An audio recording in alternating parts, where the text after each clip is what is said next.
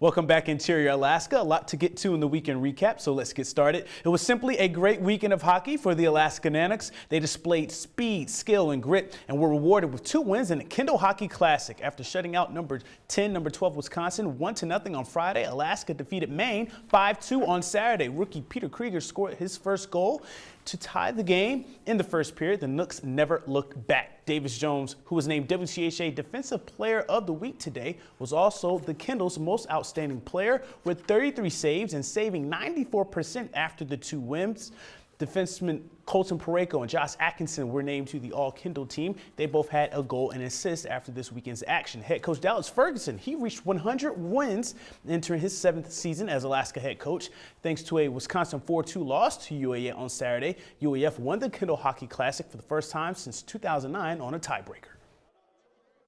It's exciting. I mean, you get 2 wins, and I think it was for us. I think it was like looking at our performances from Friday to Saturday. We thought that we took a step in those 2 games, and you know what? As proud of the way the guys played. Certainly want to put some smiles on and feel good about the work that we did. But I think it's also important that we get ready to go to work on Monday. And Penn State and Air Force are 2 quality opponents that are going to play hard, and we're going to have to be ready to bring our best games in order to have success again.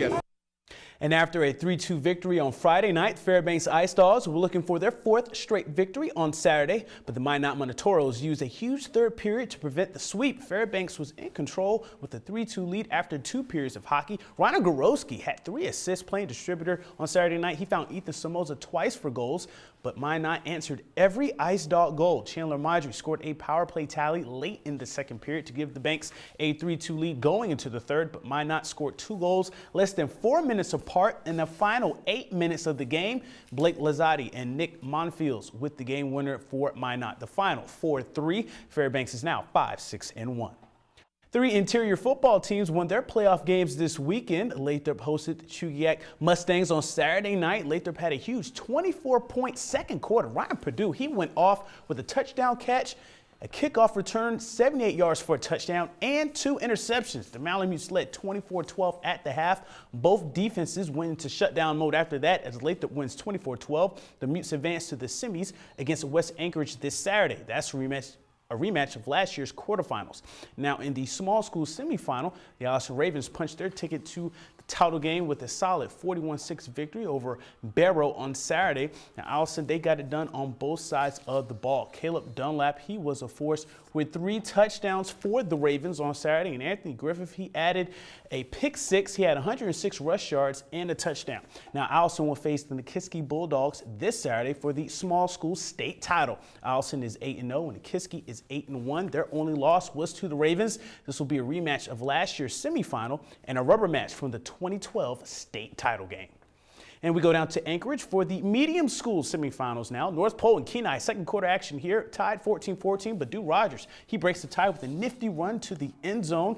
It was all North Pole from there. The defense went on another level, shutting out Kenai from that point on. Rogers scored 5 total touchdowns, 4 on the ground, as the Patriots scored 33 unanswered points en route to a 47-14 win. DeAndre Campbell had 146 rush yards and a touchdown. Laffy Skips added 91 yards on just 7 carries. North Pole rolls into the state title game against Soldotna. We just doing what we got to do. We all come together, and that's what we all plan to do. Play hard, do our best, do everything we can. I was so excited for our defense at the Colony game. They showed out and definitely put in work. So I'm glad that our defense is like growing up and showing out. Just the fact of going to state, the nostalgia of going to state, that itself is just amazing. And being here, giving another week with these guys, we're not there for the trophy. We're here to be with each other. Even longer, baby. North Pole's win came at a price. This was bizarre. Head coach Rich Hennert was ejected late in the first quarter as North Pole received 2 unsportsmanlike calls for illegal uniform accessories, which were team rubber bands. No love from the refs as North Pole had 13 penalties to Kenai's 3 at halftime, but Kenai was even penalized on the second half kickoff for not coming to the field on time after the halftime break. Pretty bizarre stuff, but Hennert will not be allowed to be near Diamond High School when the Patriots take on SoHi for the state title this coming Saturday. It's the first state title game for North Pole since 2004.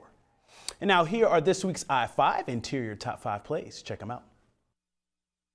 At number 5, the Monroe Rams win the Grace Invitational Volleyball Tournament after beating Valdez twice on Saturday in the title round. Number 4, Dew Rogers rushing for 4 touchdowns in North Pole's 47-14 win over Kenai in the Medium School semifinals on Saturday. At number 3, Ryan Perdue with the trifecta for Lathrop. The senior made plays on offense, defense, and special teams. He scored on offense and special teams in Lathrop's 24-12 win over Chugiak in the large schools quarterfinal on Saturday. At number 2, the captain, Colton Pareko, with the game-winning power play goal in Alaska's 1-zip win over number 10 Wisconsin on Friday night. At number 1, sophomore goalie Davis Jones makes 33 saves after 2 wins, 1-zip over Wisconsin and 5-2 over Maine, and Alaska wins the Kendall Hockey Classic for the first time since 2009. To select the play of the week, go to the KTVF Facebook, YouTube, and Twitter pages, comment on the post, or email Joe Cook at KTVF11.com for your pick. The play of the week will be revealed this Friday.